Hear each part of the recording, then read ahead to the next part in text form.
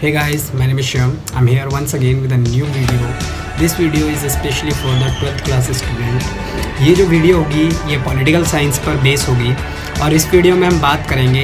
उन मुद्दों पर जो कि 12th क्लास के स्टूडेंट्स के लिए स्पेशली पॉलिटिकल साइंस के फर्स्ट चैप्टर के बेसिस के तौर पर समझाया गया है। स्टार्ट करते हैं। सबसे पहले तो हम बात करते हैं इस वीडियो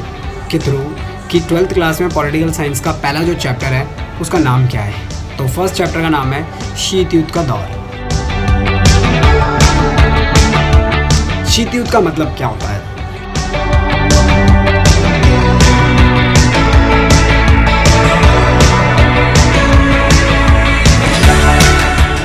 जैसा कि सबको पता होना चाहिए कि जो शीत युद्ध है, शीत युद्ध का मतलब इंग्लिश में से कोल्ड वॉर कहते हैं। और ऐसी स्थिति विश्व में सन 1945 से सन 1990 के बीच में,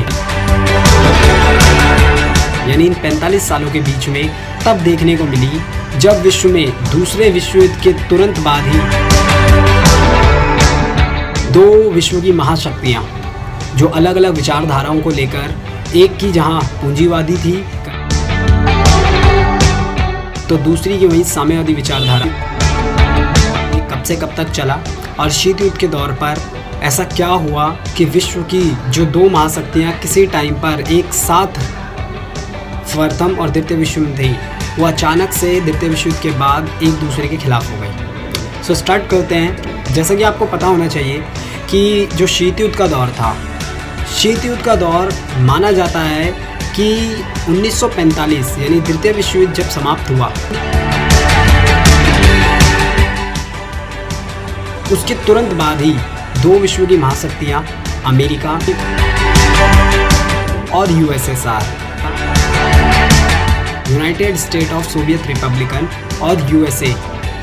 यूनाइटेड स्टेट ऑफ अमेरिका, ये दोनों महाशक्तियाँ एक दूसरे के आमने सामने आ गए। और इसी स्थिति के कारण विश्व में अशांति का माहौल उत्पन्न हो गया, क्योंकि इन दोनों देशों ने एक दूसरे को अपने एक दूसरे से ऊपर दिखाने के चक्कर पे बहुत ऐसे काम किए जिससे विश्व में एक बहुत बड़ा खतरा पैदा हो गया। क्योंकि ये दोनों जो शक्तियां थी, यानी ये दोनों जो देश थे, ये महाशक्ति थे। और इसी वजह से सबसे बड़ा खतरा यही था कि अगर इनके बीच युद्ध होता तो इसका नुकसान पूरी दुनिया उठाती। यही सबसे बड़ा कारण था कि ये विश्व, हालांकि ये युद्ध नहीं हो पाया, इसे कोल्ड वॉर इसीलिए कहा जाता है। कोल्ड वॉर का मतलब होता है एक ऐसा युद्ध जहां पर दोनों देशों की सेनाएं आपस में सामने तो आ गई थी,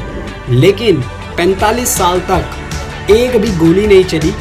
हथियार का इस्तेमाल नहीं हुआ, और इसी वजह से इसे कोल्ड वॉर नाम दिया है। कोल्ड यानी ठंडा और वॉर मीन्स युद्ध, यानी एक ऐसा युद्ध जहाँ पर युद्ध की स्थिति तो बनी हुई है लेकिन युद्ध के लिए किसी भी प्रकार के घातक हथियारों का इस्तेमाल नहीं हुआ और ना ही कोई गोलियों का इस्तेमाल किया। तो बेसिकली हमारे को यहाँ से इतना तो पता लगता है कि शीत युद्ध था क्या और शीत युद्ध के कारण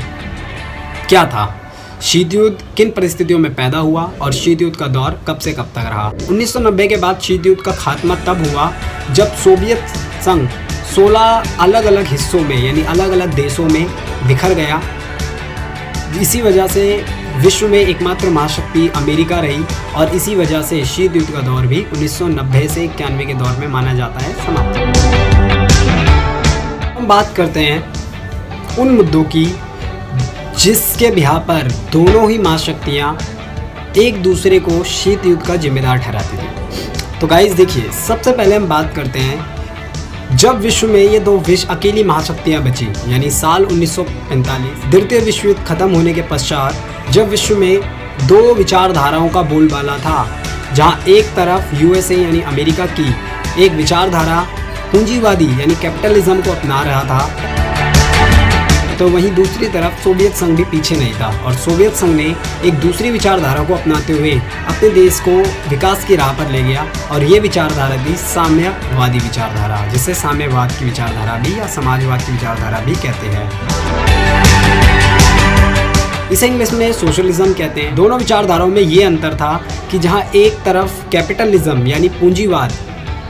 पैसे और पूंजीपतियों को वैल्यू देती थी देश में, तो वहीं सोशलिज्म यानी साम्यवाद जो कि रूस की यानी रूस नहीं कह सकते, रूस बाद में बना, सोवियत संघ की विचारधारा थी जो कि अपने देश में हर प्रत्येक नागरिक को समान वैल्यू देना चाहती थी। इसीलिए इन्होंने ये विचारधारा को अपनाया और अपने देश में लागू किया।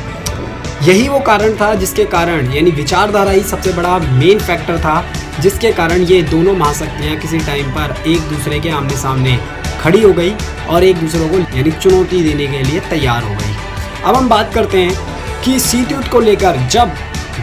भविष्य में या जब इनसे बात की गई इन दोनों कंट्रीज़ ने, तो इन दोनों कंट्रीज़ ने शीत युद्ध का जिम्मेदार एक दूसरे को ठहराया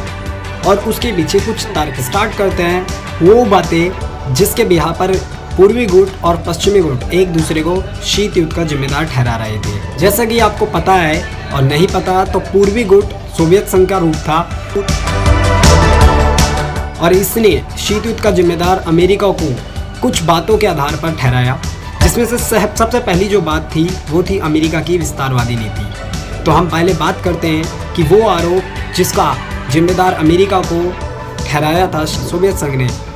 शीत युद्ध का जिम्मेदार, उन्हीं मुद्दों पे बात करेंगे। तो सबसे पहला था अमेरिका की विस्तारवादी नीति। ये थी क्या अमेरिका की विस्तारवादी नीति? तो विस्तारवादी नीति और कुछ नहीं थी। विस्तारवादी नीति का मतलब ये था कि सोवियत संघ बार बार अमेरिका पर ये आरोप लगा रहा था कि अमेरिका